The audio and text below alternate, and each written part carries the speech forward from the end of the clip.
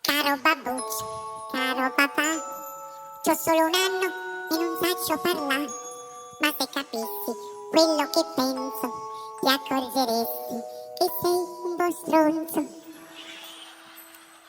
Certo non piango senza ragioni, so piccolina e so rompicoglioni, ma l'unico modo per comunicare è solo il pianto e qualche segnale.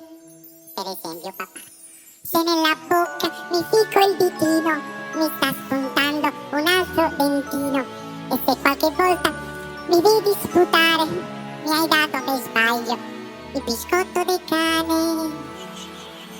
Ah va, ma chi te l'ha chiesta, sta ninna nanna, con quella voce di trombone scassato?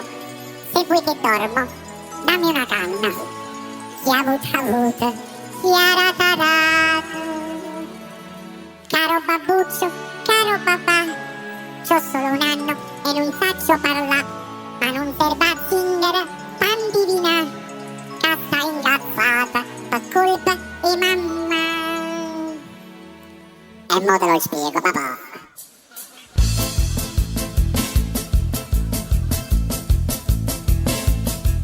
Quando mamma va dal parrucchiere o fa tardi al supermercato, cominciano a mille pensieri e ti sento cornuto e pazziato.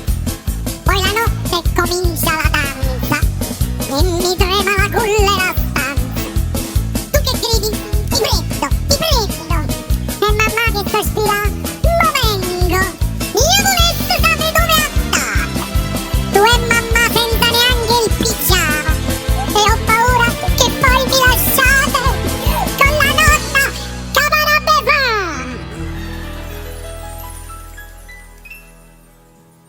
Caro babbuccio, caro papà, ma sono scocciato, vatti a cuccare, che mo ti canto la ninna nanna, finché non torna la zoccoli mamma.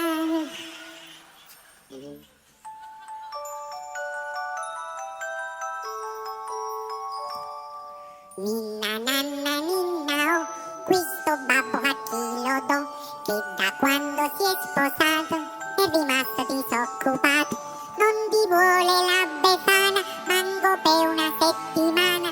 Figuriamoci l'uomo nero se ti tiene un anno intero, e perciò maledizione, per levarti un po' davanti non c'è altra soluzione che pregare tutti i santi. Pregherò Sant'Agostino che non vedi lo scalino, con la spinta di San Pasquale viagare per tutti i scali.